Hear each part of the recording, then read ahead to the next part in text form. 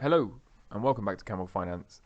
I'm your boy Camel, and yesterday you may have seen I posted this video, Your House and the Great Reset. If you haven't seen that, go back and watch it. If you have seen that, you can consider today's video a part 2. So the crux of yesterday's video, just as a quick recap, is that banks, pension funds, asset managers are buying up loads of houses and have been all the way through the pandemic, in some cases paying 20 to 50% above the asking price. They want to protect themselves from inflation, and also as part of the more sinister "you'll own nothing and be happy" scheme. So if you haven't seen that, go back and watch it. I'll put a card in the top right of the screen for that now. Anyway, so part 2, carrying on from yesterday. First of all, let me point out that as a finance channel, I don't really have any political stance, and certainly don't want to take any political stance on this channel. This channel, its aims are solely to be a finance channel and educator, and to give the perspective of a pro trader through a reset. So I have no opinion on this whole thing, and that's not my aim. So I just wanted to make that clear. However, this links into yesterday's video and the reset pertinent to your housing, because if you scroll down, there are some quite alarming things going on here. I just want to draw your attention to this. If a bunch of these people come to the Netherlands, then it may be a question of sequestering suitable property or locations to provide accommodation. So what does this word mean? Sequestering is the removal of property from a person in possession of that property. Yeah, that's dark. In Ireland, they have similarly alarming things occurring. Piece of news here, you can read the headline for yourself. Scrolling down again, we find more darkness. The quote is that the government will avoid, if possible, forcing people or businesses to give up property and open their homes to these. Again, I do not have, it's not my opinion, like my opinion does not matter on this. This is not what I'm here to talk about. I'm not trying to say that we should not let anyone in or out of any place. That's not what I'm saying.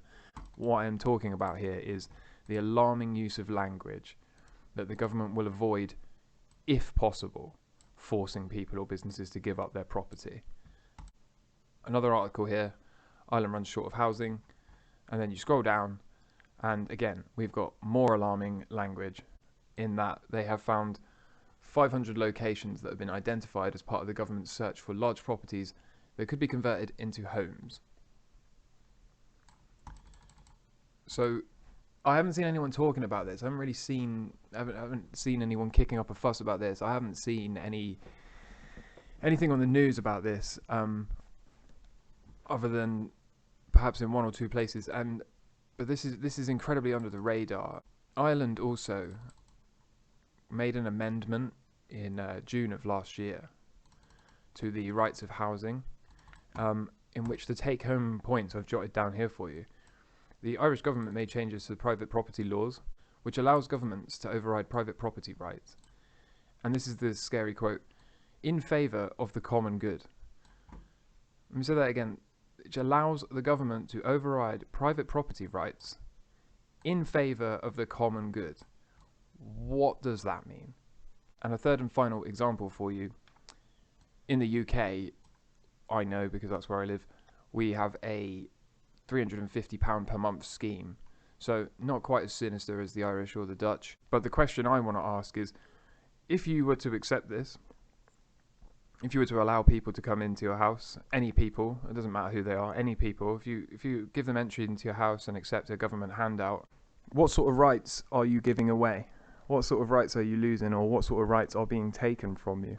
So I haven't actually seen many people talking about this. I haven't seen anyone reacting with outrage. I'm surprised I haven't heard that the Irish are kicking up a fuss or rioting or protesting or whatever. Perhaps some of the wording in here is hyperbolic. Perhaps it is not as intense as it sounds. Although the amendment to their constitution of right to housing makes it sound pretty for real to me. So please do share this around. Please do make sure we get this message out there, because just like how they tried to make other things mandatory and they have failed miserably because people saw through it, just like how they have tried to take other freedoms and they have, at least for now, failed because people have spread information and educated each other and brought this sort of information to the attention of each other. The more people that know about this, the less people will be able to get blindsided by it. So please do share this around. Please do send it to everyone you love and care about. And until next time, take care. Bye-bye.